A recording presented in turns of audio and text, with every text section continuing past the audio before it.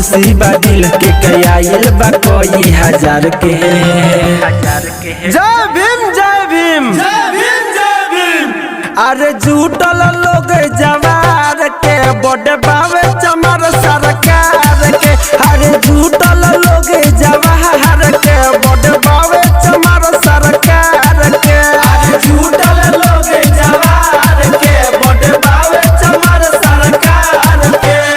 Mix by Suhani recording studio Matiyaria. जय भीम जय भीम जय भीम जय भीम। बड़े बावे चमर सरकार के। आए हाय ई है तो सब के भविष्य लिखले। इनका के देखी कतन लोग सीखले। सबका के दिलाई देल जिए के सिखाई देल। भइल बनाम पूरा जाने तमाम भूल पाई नहीं इनका उपकार के। जय भीम जय भीम जय भीम जय भीम। अरे झूठल जिला जवाहर के बड़ बावे चमर सरकार के। अरे झूठल लोग जवाहर के बड़ बावे चमर सरकार के। अरे झूठल लोग जवाहर के बड़ बावे चमर सरकार के।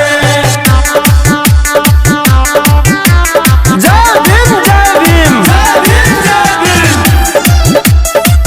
बड़ बावे चमर सरकार के। बाबा साहेब के पूरा देश पूजता है।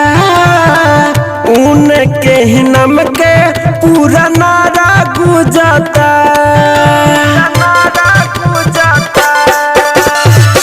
जय प्रदीप डोलाता रे हैप्पी बर्थडे बोलाता रे। खुशी के माहौल दिहल उनके बाबल लोग जुटल बा यूपी बिहार के।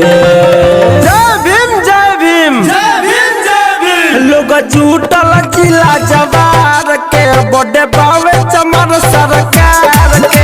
अरे जुटल लोग जवार के बड़े बावे चमर